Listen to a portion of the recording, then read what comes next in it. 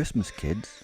This is your werewolf speaking, and this is Werewolf the podcast with episode 81.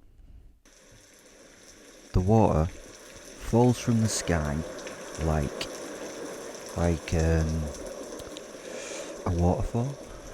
It's as though the ocean is trying to retake the land by parachute drop. I am currently running through a small village somewhere in fucking Russia with sheer panic in my heart, trying to catch up with the horrific creature before me. The tarmac is a river and my pelt is soaked to the skin. Well, I know it sounds like I'm being a bit nitpicky, but usually the water doesn't get through this fluff to the skin, and it was now really wet. And I shouldn't say I like it. I should not have been out there in this shit, but had to get this thing done. I give myself a big doggy shake to freeze some of the collected water. It doesn't help. This fucking rain. Not just rain. This was fucking rain. Russians do everything more violently, including the weather. So not am I only pissed through and pissed off, but it makes the passage of the creature that I am trying to chase hard to follow, as the water cleans the land and removes the scent as it runs before me. So it's a bit of a fucker to find. It would take all or even more than my special senses to catch this fucking thing.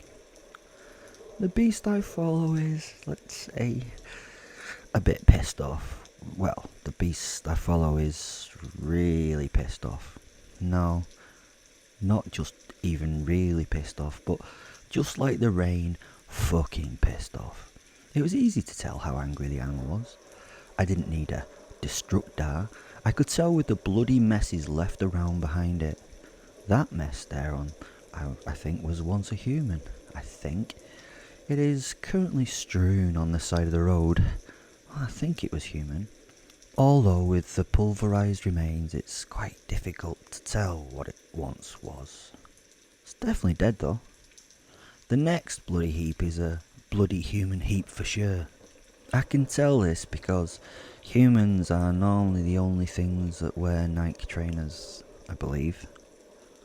However, is that one video with that bear wearing Jordans on YouTube? But this mushy mess pile was not a bear. Nor was that pile over there. Neither was that pile over there, nor that one over there, or somehow that pile in that tree. Do bears wear glasses? As I get distracted by the mess and work out how pissed off the committer of the deeds must have been, as I say, very pissed off to judge by the damage, a raging roar in the near distance brings me back into the moment. The roar is punctuated by the screams of the newly dying and injured. There's the crashing of cars and, strangely, a quack of an enraged duck. Definitely a duck. Definitely weird. As I turn in the direction of the noise, out of nowhere at head height comes a flying wheel of some destroyed Moscovich 407, a classic Russian car. Shame it died. But like the duck, I duck, and it rebounds off a wall and lands rubber side down, hopping and rolling down the road in a somewhat comical way. Was it thrown on purpose? Oh no, they're properly pissed off. Right, back to the chasing of the beast. It was getting easier as we got into an area with a higher populace. Well, it had a higher populace until this wee white beastie had done some population, how do we say, management? It seemed like she was taking her time doing the managing as well. It was like an aftermath scene from a bad horror B movie. The rain had created lots of little streams and rivulets that flushed the quivering remnants of people away down into the gutter. It looked like the rinsed off mess of a busy day at a slaughterhouse. Lots of bits of people being flushed out, and strangely, one half of a duck. Half a duck. That's like that one shoe you get in the middle of the motorway. Why one shoe? I never get that. Following the path of death and destruction, I turn the corner of the street to see a beautiful sight. The white werewolf mauling a small group of running and screaming humans. It was doing plenty of killing. A quick smash of a paw here and death. The crunch of a mouth there and a death. She gently lifted a small screaming girl while she was running, only briefly stopping to tear her in two on the next street corner. The girl literally separated into two halves by ripping her legs apart like the wishbone from a turkey. The amazingly sickening thing is then, the beast used one half of the dismembered child to hit another man as he was trying to get up from the ground. I've never seen anyone beaten to death with another person. Well, sorry, half a person. Sadly, the half a girl breaks into bits during the beating and before she kills the whimpering man on the ground. She finishes the beating with the remnants of a left leg that is very floppy and wet, which means it takes a long time to beat him to death. Arg, biff, arg, biff, arg, biff, biff, arg, biff. Silence. Arg, biff. After the last biff, the monstrous werewolf throws the leg remnants behind itself and howls and screams into the night in a full werewolf pose that you can use your amazing imaginations to build. She has saliva flying from her lips. Let me describe what stands before me. A figure in white that points at me. I turn round quick and start to run. Find out I'm the chosen one. Wait, this is turning into the Black Sabbath song, Black Sabbath. Sorry. Back to the werewolf before me. Well, let's start with her pelt. The fur that swathes the creature's body is snow white. It is so white, it shines in the dull evening light. It would normally be a polar white, but now it is bloody and spattered in loose bits of flesh from the night's work. Luckily, the rain is rinsing the mess from her fur, turning her into a cute, light pink horror fiend. The result is somewhat amusing, a slightly pink werewolf. It really looks like it'd been in the washing machine with that errant lost red sock. Now that's a horror that fills my nightmares and keeps me awake. Red stained laundry. Her eyes are deep green jewels, filled with the glitter of 1,000 lost souls. I may have romanticised that a bit. I have to be careful in case my own soul ends up going the same way. What am I saying? I'm already lost in them.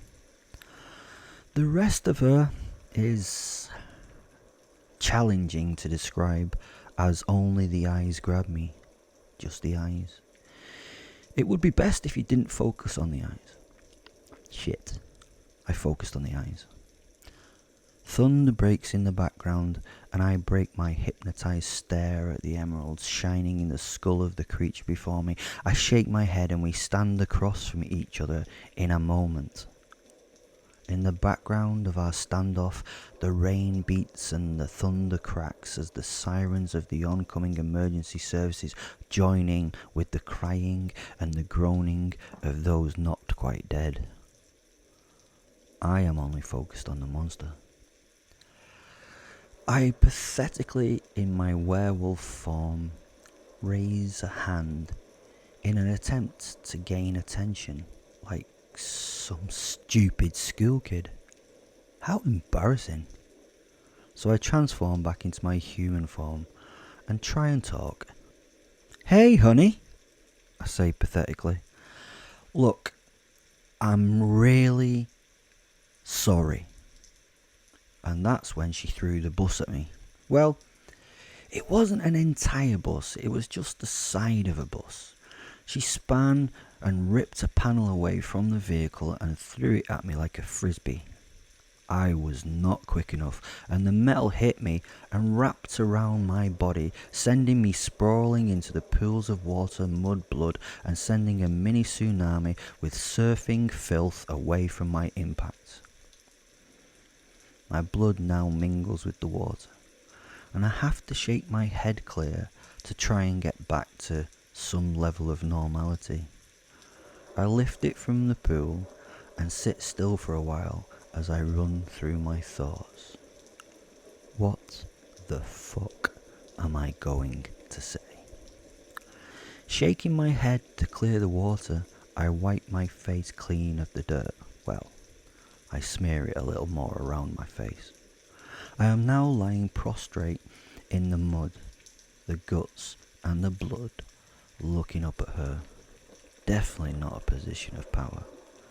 Or any kind of position, really. I have to wait. My jaw heals and I feel my last teeth plink back into place. I now look at her and smile. She is in her human form again and standing over me with her arms crossed across her perfect, naked breasts. Those damn perfect breasts. Darling, I am so sorry, I offer as I supplicate myself before her. I could hear Fen, my posset, giggling in the back of my head. You're so fucked, mate. The rain now seemed to hit even harder, making it difficult to make myself heard. You have got so much begging to do, you bastard, she snarled. The joys of werewolf love. Arguments between you are on such a different level. Thanks for listening. There are loads of links down in the description if you'd like to have a look at that. There's a Facebook group, you can get my Twitter handle, there's a book, and if you want to support the show, there's a little link there to buy me a coffee. That would be great. Thanks to all those that have already done that, it's amazing. Have a good Christmas and New Year. Love you. Bye.